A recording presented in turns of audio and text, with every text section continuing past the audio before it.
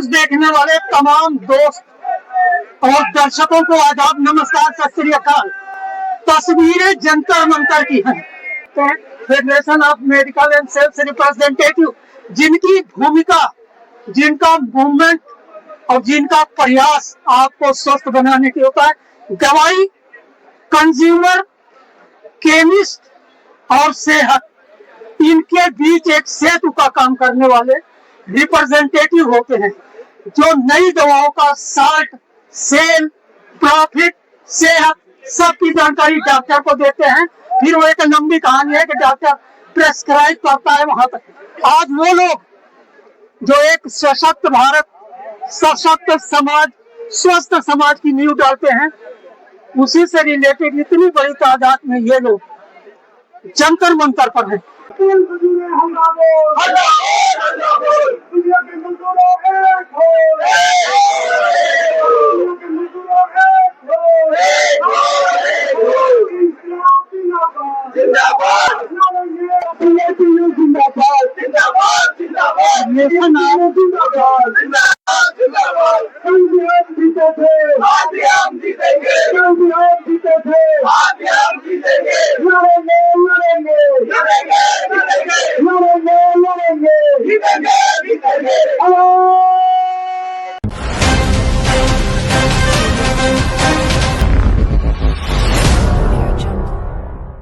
अपना पहले तो नाम बताइए। मेरा नाम राहुल मिश्रा है जी। मैं आप रिप्रेजेंटेटिव हैं? बिल्कुल, मैं मेडिकल रिप्रेजेंटेटिव हूँ और लखनऊ हेडक्वार्टर पे काम कर रहा हूँ। फील्ड छोड़कर यहाँ कैसे? क्योंकि मुद्दे ऐसे हैं, जैसा कि आपने बताया कि हम लोग हेल्थ से जुड़े मुद्दों पे, उसमें हमारी बहुत बड़ी भूमिका है बेशक, लेकिन उसके बाद भी इसीलिए उसी अपनी जिम्मेदारी का निर्वहन करने के लिए हम लोग यहाँ पर इकट्ठा हुए। समस्याएं क्या? समस्याएं हमारी केवल हमारी नहीं है, समस्याएं ये देश की आम जनता की है।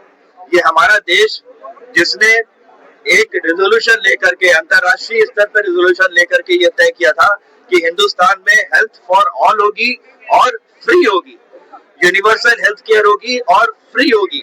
उसको सरकार इंश्योर करेगी कि सबको हेल्थ मिले, चाहे वो देश का गरीब से गरीब आदमी हो, चाहे अमीर से अमीर आदमी हो। लेकिन आज यही सरकारें, जो नई सरकार बदली है, ये अपने उस मिशन से पीछे हट गई है और आज वही अपनी हेल्थ वो प्राइवेट सेक्टर को और इंश्योरेंस के माध्यम से मल्टीनेशनल कॉर्पोरेशन को दे रही है। की तरफ जो जा रहा है पूरा मेडिसिन इंडस्ट्री, ये लोग सब कुछ का निजीकरण हो रहा है, क्या कहेंगे उस बारे में? यही मेरा कहना है कि जिस चीज की जिम्मेदारी सरकार की है वो ईमानदारी से काम ना करके उसको प्राइवेट सेक्टर को दे रही है, मल्टीनेशनल कॉर्पोरेशन को दे रही है, जिसका सिर्फ एक उद्देश्य होता है मुनाफा कमाना। जनता को इस चीज का पता नहीं है जितना इस समस्या की गहराई तक आपकी नजर है। जरा जनता के लिए बताएंगे कि निजीकरण से, वो भी स्वास्थ्य जैसे निजीकरण का एक आखिरी लाइन में खड़े हुए एक श्रमिक पर, एक गरीब आदमी पर और एक उच्च श्रेणी में बैठा हुआ क्रीमी लेयर के आदमी पर किस कदर इफेक्ट होता है?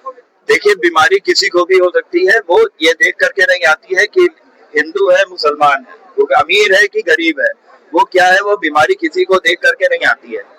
लेकिन अगर कोई बीमारी है तो उसको इलाज के लिए समय समय पर तमाम शोध हुए हैं, तमाम उसकी रिसर्चेज हुई हैं और तमाम उसके उसके रिसर्च शोध हुई है। लेकिन उस शोध का इस्तेमाल एक आम नागरिक को नहीं मिलता है, यही प्राइवेटाइजेशन का सबसे बड़ा धोखा है। सिर्फ 2 सवाल, उसके बाद मैं एक आपसे और पूछूंगा, छोटे छोटे 2 सवाल। पहली चीज तो ये कि आपका उद्देश्य जन जागरण है या फिर आपका उद्देश्य है कि समस्या का समाधान हो?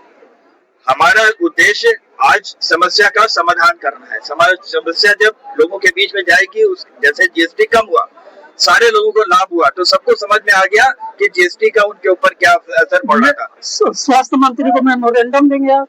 आज बिल्कुल स्वास्थ्य मंत्री को भी दिया जाएगा और श्रम मंत्री को भी दिया जाएगा। साहब, मैं एक चीज जानना चाहता हूँ, कितने दिनों से आप लगातार इस चीज का मांग कर रहे हैं, निजीकरण का विरोध कर रहे हैं, जनहित में सरकार को कदम उठाने का? 1971 में हमारी मांग थी कि देश का जितना भी फार्मास्यूटिकल इंडस्ट्री है, इसको सरकार को अपने अंदर लेना चाहिए, जैसे बैंकों का राष्ट्रीयकरण हुआ, जिस तरह से बीमा का राष्ट्रीयकरण हुआ।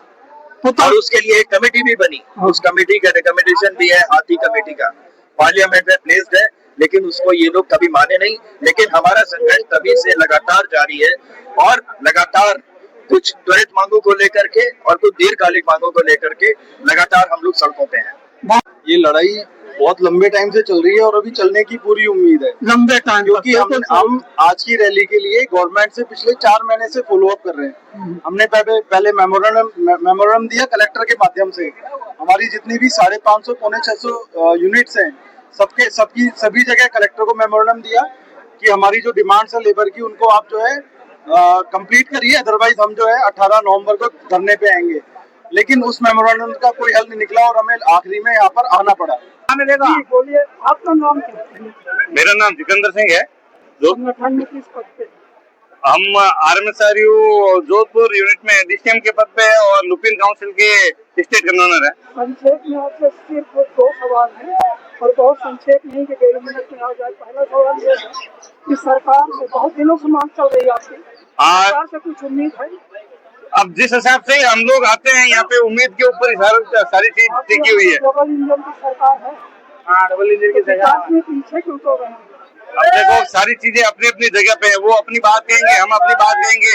जो हमारे हक की लड़ाई है उसके लिए हम चाहे किसी भी सरकार के साथ में हो, कोई भी सरकार हो, जब हमारे हक की बात आएगी तो वहाँ हम खड़े होंगे, मजबूती के साथ खड़े होंगे और हजारों की संख्या में आप देख रहे हैं इसी प्रकार हर बार की तरह खड़े होंगे हम। मुख्य मांगे, हमारी मुख्य मांगे हैं जो ये एसपी एक्ट के साथ में छेड़छाड़ कर रहे हैं उसको रद्द किया जाए।